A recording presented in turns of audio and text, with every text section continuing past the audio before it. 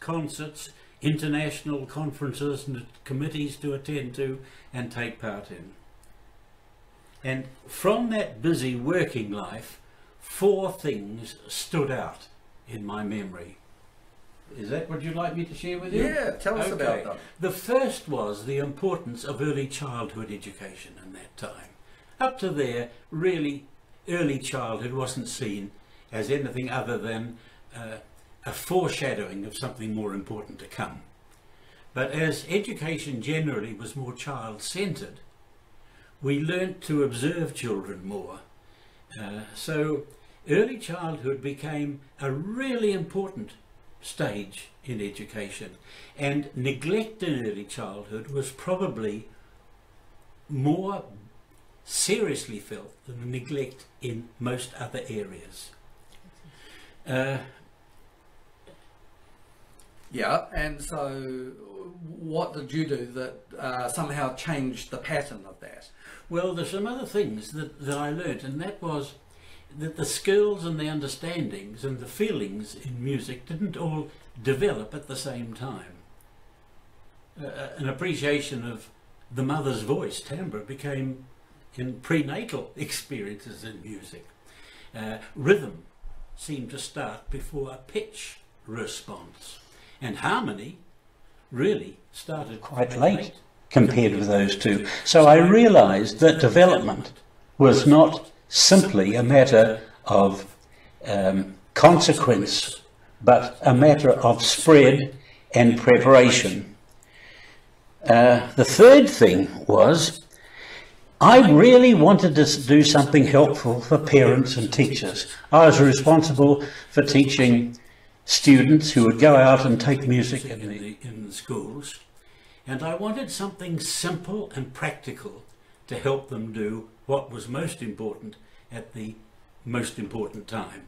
And for me, that was helping children sing in tune and move in time in early childhood. Now, how was I to do this? Another thing that was very important at the time was how people learned things. There was a lot of talk about left and right brain and working in different ways, and the research said that children up to about the age of 8 had a particular way of learning, and it wasn't the logical way of learning with older children, it was the fun way of playing with the environment around about them. So imagination was more important than logic. Interdisciplinary interrelation was more important than things, and I wanted to teach in a way that they best learned. Well, I think that's quite fascinating. At this point, Charlotta, would you like to tell us just a very little about yourself? You're a music educator, you're professor or have been professor in a number of universities, and you're currently doing a little bit of writing and research here in New Zealand. Yes, I'm working together with Stuart on maybe a topic that has risen up in the last 10 years, which can be, of course, a very great addition, a very complementary to what Stuart did in his previous work. It has to do with improvisation, but it's actually very much what you just said. The fact that you wouldn't focus on one line of learning, however you would try to be in a certain way interdisciplinary, using the child's world access. This is probably a direct translation from German, access to his or her surroundings, using that and giving each child his or her opportunity to interweave it with their musical experience. One of the things, Charlotta, that intrigues me about what you said is that improvisation is a kind of a desired level to be able to get a child to, but there's got to be some prior steps before then, and that relates back more to Stuart's work. So there's a definite development for children and music, isn't there? You can see it in that way, yes. Which means you have some special skills that you develop prior to improvise, and you would then use the skills you have already learned and bring that into the improvisation. There is actually also the option of starting with improvisation, and this has come up only in the last 10 or 15 years. It means that the joyful exploration of sound could be seen as a base of music making. And may I just add this, if you go after this base, you will always see children who give meaning to what they do. So the meaning in sound can actually be a starting point of music making as well. I think that's a tremendously important understanding, isn't it? It's the soundscape around us Exactly, yes. that is so important. I'd like to illustrate that with one of, I think it's the first of your stories, So Me Goes Missing. Let's just play So Me Goes Missing, and that'll give an idea of this world of soundscape that children are involved with. So. Music Stories for Juniors by Stuart Manins. Number 1, So Me Goes Missing. Nobody knew where So Me was. So Me, where are you? Called Mum. She went into the lounge. She could hear the grandfather clock tick-tock, tick-tock, but she couldn't hear So Me. She listened for an answer, but all she could hear was the leaking tap in the bathroom. It went drip, drip, drip, drip. Sometimes So Me used to hide in his wardrobe, so Mum quietly tiptoed to the wardrobe doors and flung them open. But So Me wasn't there. By this time, So Me's father had joined in the search. He put his head out the window and called, So Me! But all he could hear was a bee which buzzed close by his head.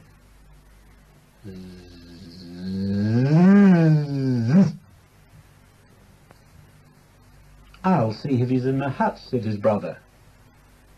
So Me and his brother had their very own hut in the branches of a tree at the back of the garden. So Me, Mum wants you, his brother called out from underneath the hut. There was no sound except for the wind whispering in the leaves.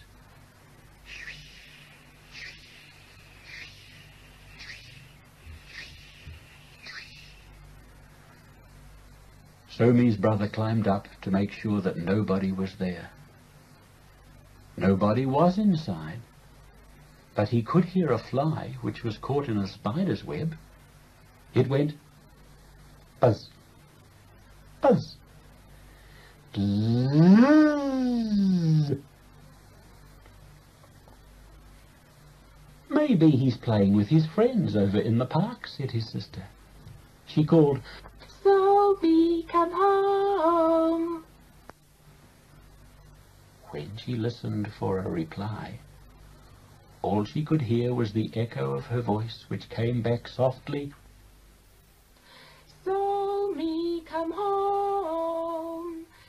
So Me, come home. So Me, come home. Just then a police car drove past the house. Its light was flashing, and its siren went,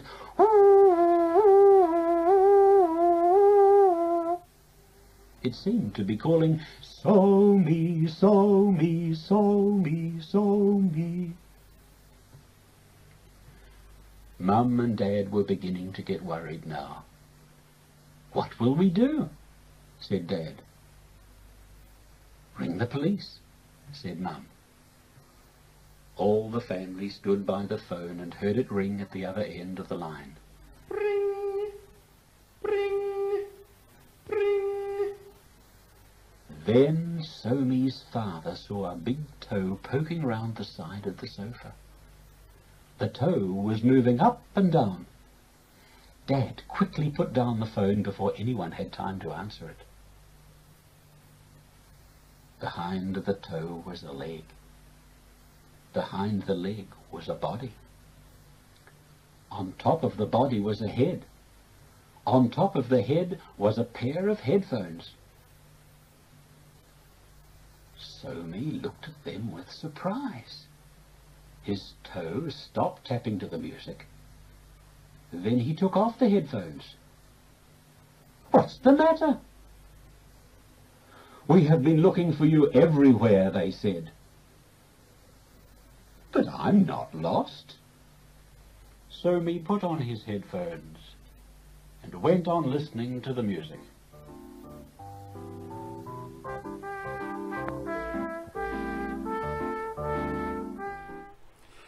Well, that's one of the most interesting kinds of little kid stories that you can have, and thank you very much for from Blessings Miwa for giving that a kind of a love during the playing of it. So that's really great that you had that. We recently on YouTube we had a little girl, I think from Thailand, possibly from Vietnam, who said she played one of the Somi stories every day. But what you're introducing in terms of Somi there is really the soundscape of the world that's going on around them, the sirens and all other kinds of things. So Stuart, was that one of your primary objectives, to get children to explore, I suppose you'd call it a music interval, is that right, in that Somi story? Well, my precise music aim was to help them to sing in tune and move in time. And the key to that is learning to listen to sounds around about us to start with.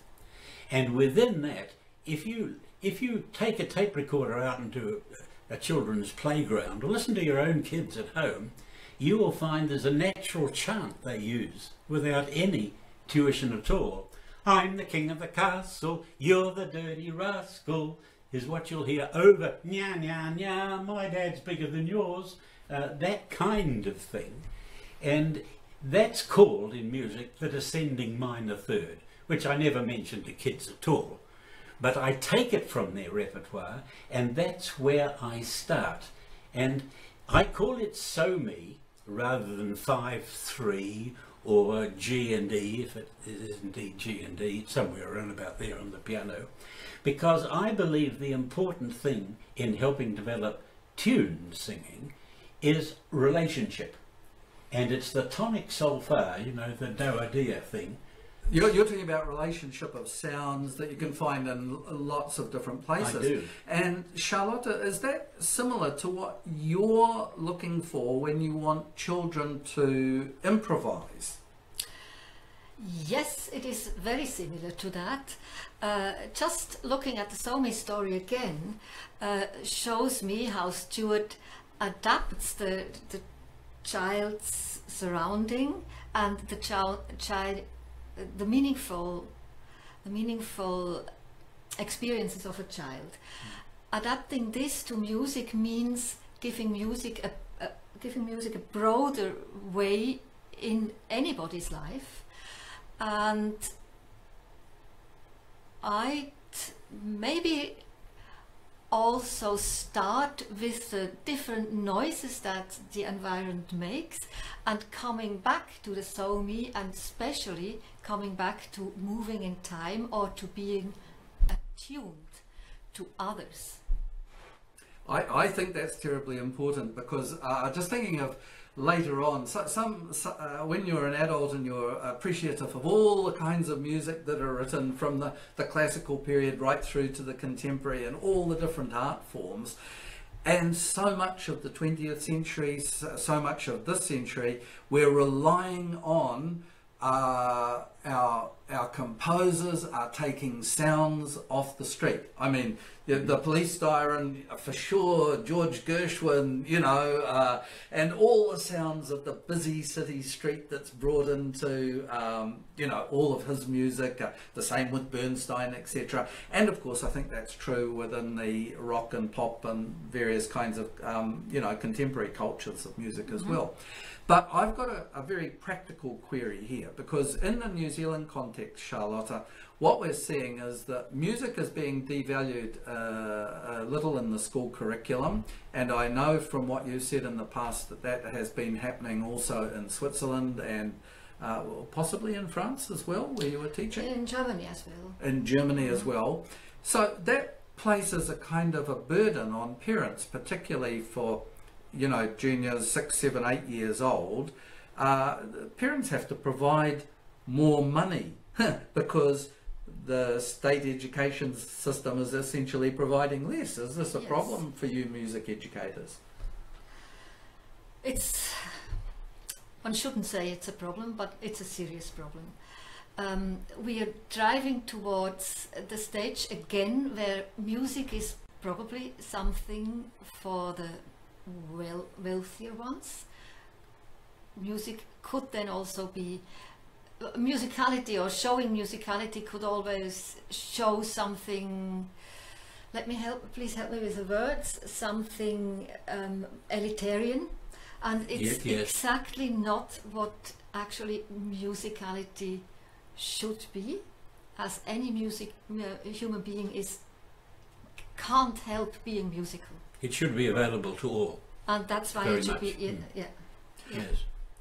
This is something about the universal human experience. What actually gets parents interested in teaching and helping children with their music? Or is music something that's hardwired into you? Is it inbuilt? Or should it be, can it be? I'm glad you raised that, because here's the practical problem I had. I've got 30 children sitting on a mat in front of me, all eager to hear a story. I want to write stories because I love reading stories to kids, and I love singing, and I want to help parents help me do it. Yeah. And that's why I wrote little books, and I got the idea from my reading lecturer colleagues who were talking about a shared book. Yep. So, and that's how you read my stories. You have an illustrated big book, you've got kids in front of you, and you read it. First time they sit there wide-eyed. If they don't, you haven't got a good story yet. So you get them wide-eyed and listening, and they ask for it again. Next time you say, help me read it, join in. Rather than sit there and be quiet, which I was taught at their age, you join in.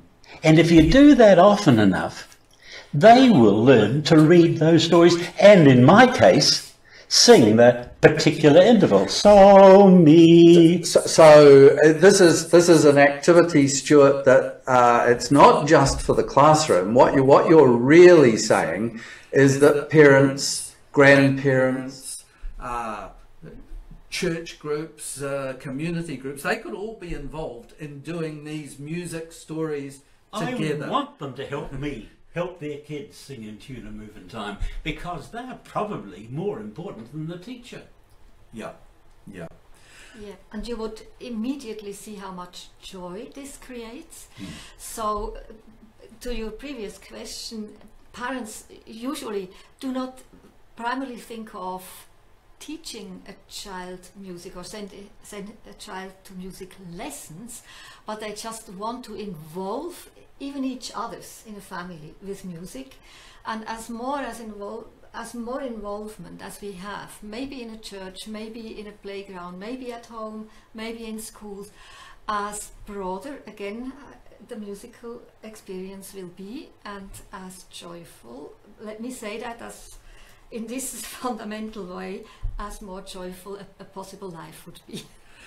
I think that's a marvellous way of looking at it, Charlotta, that music is something that enriches everyone's experience, not just the children that are doing the performance, the improvisation, but also the parents that are involved, the community as well. Music enriches the spiritual dimension as well as the, I'd say, the physical dimension of life, because it involves you in all kinds of Yes. ways. Yes. Yes. That's a good point. I just, Yeah. if I may, add two things.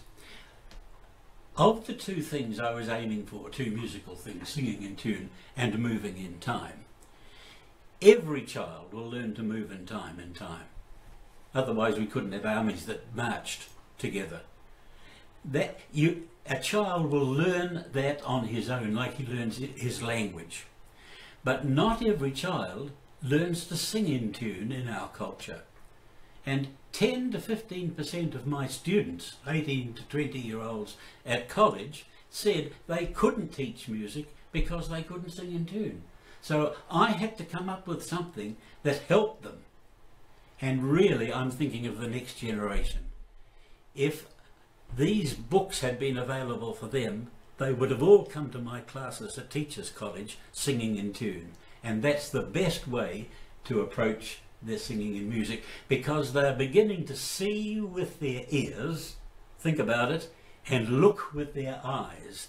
And the time to develop music reading is when they're learning to develop reading of language syllables. Right. Stuart, one of the things is that there are 12 books in this series of So Me Stories, and you've been promoting them, selling them worldwide now for quite a long time. They've been around a while, but you still have copies that people, if they contact you, and we actually gave an address here in Facebook. Sure. What I'd like to do is play, just to draw our program to the end. We started at the first one. Let's play the last one in the series, and then just have a closing comment after that. Right. For Juniors by Stuart Manins. Number 12, So Me and the Princess. How can we earn some money? Asked So Me. And he sang the part.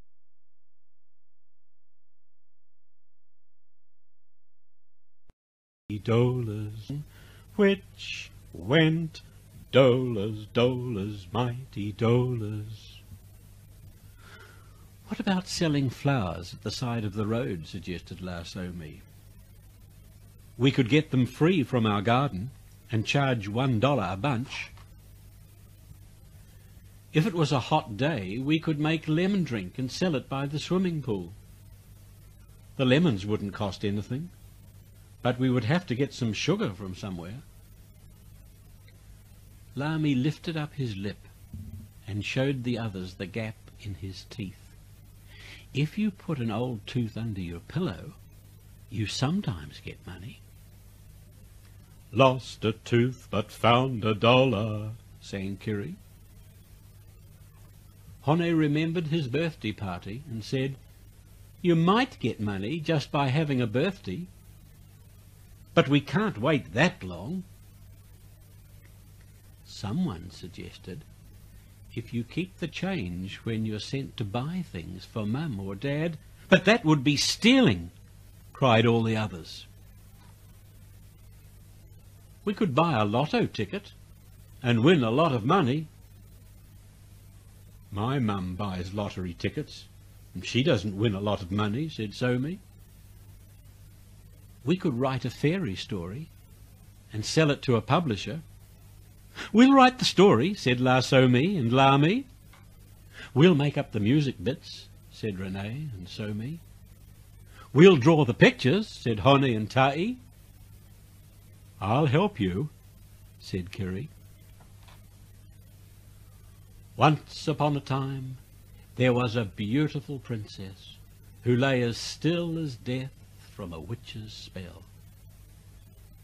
La So Me wrote the words at the top of a clean sheet of paper. Kiri, encouraged by the two boys, drew a picture of a beautiful princess lying in bed, looking dead. So Me sang, Dead as a dodo, a few times in a heavy voice. The others joined in.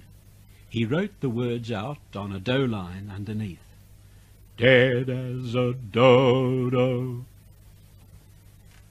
Give her a name, said Lami. They call me Mimi, sang Renee in her light voice. Not you, silly, the princess, and she's dead. Only seems to be dead, said Renee. Now we need a handsome prince who has been turned into a hedgehog or something strange. Make him a monarch butterfly, said Lamy, who had just seen one fly past. Then later on, he can be king. So one day a monarch butterfly landed on the lips of the princess and gave her a kiss. Straight away the horrible spells were broken, and the butterfly turned into a handsome prince. Mimi came to life slowly, got up and said, I don't take gifts from strangers, and gently gave him back his kiss. How do you feel now? Asked the prince. She sang sleepily in her light voice, I'm only so. I think I need another kiss. But I'm a stranger, said the prince. Not any more, replied Mimi, as she threw her arms around his neck. And just as she had needed him to bring her back to life, so he needed her to make his life worth living. Mum wrote out the music like this. Do, do, do, do, do. Me, me, me, me, me. So, so, so, so, so. When the prince became king, he married Mimi, and they lived happily ever after. No one would buy the story, but Mrs. Clapham put it up across the back wall of her classroom for everybody to see.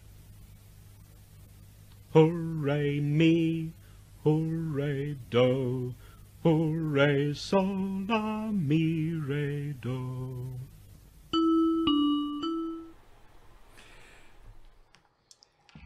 Well, that's a wonderful reading by Stuart of the 12th book in the SOMI series.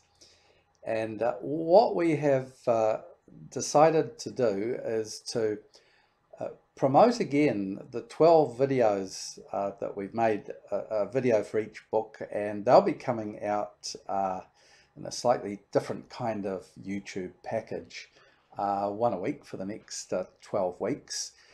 And I hope to be able to have Stuart make some comments about the kind of thing that he's interested in drawing out from each of these books.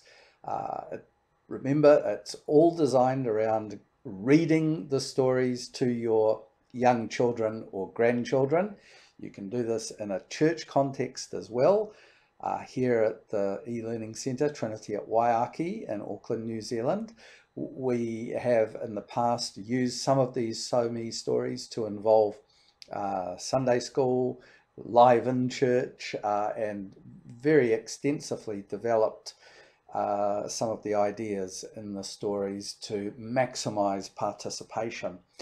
And the idea of creating this soundscape from the world around us in which the books are based, and getting children to be able to sing in tune and move in time is, I think, a very necessary and creative thing to do with children. So I hope you've enjoyed watching the interview with Stuart and Charlotta.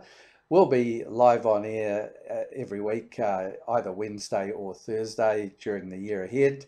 And we've got a whole variety of subjects to cover, primarily about practical theology, practical things that you can do to share in church, to share in your faith groups, to share beyond faith groups, because some of our topics are not just confined to the four walls of the church or anything like that. We're talking about a more genuine spirituality that encompasses every aspect of living. We do think that church, though, is a great way of nurturing that and helping it along the way. So once again, thanks for watching and see you next time.